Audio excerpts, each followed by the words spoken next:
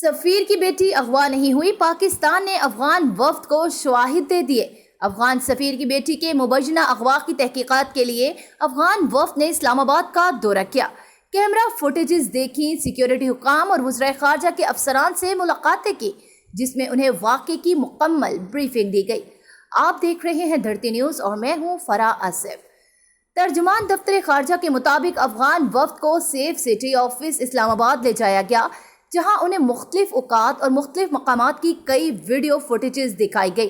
ان videos میں شکایت کنندہ افغان سفیر کی بیٹی کو واضح طور پر پہچانا جا سکتا تھا کہ وہ آزادانہ طور پر مختلف جگہوں پر گھوم رہی ہیں۔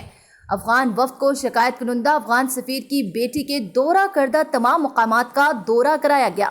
افغان وفد کو تکنیکی ڈیٹا بھی پیش کیا گیا۔ ترجمان دفتر خارجہ کے مطابق افغان وفد کو بتایا گیا کہ سیکیورٹی اداروں نے شکایت کی تفصیلی اور مکمل تفتیش کی ہے۔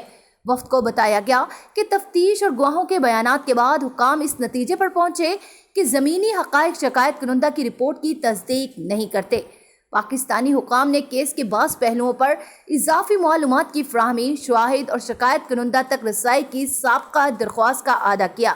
وفد کو اسلام آباد میں افغانستان کے سفارت خانے اور اس کے قونصل خانوں کی سیکیورٹی بڑھانے کے لیے کیے گئے اقدامات سے بھی آگاہ کیا گیا۔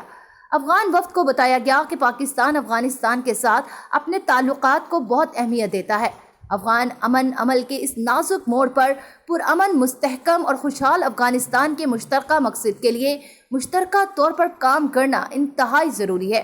پاکستان کو امید ہے کہ اسلام آباد میں افغانستان کا سفارت خانہ جلد ہی اپنے معمول کے مطابق کام شروع کر دے گا۔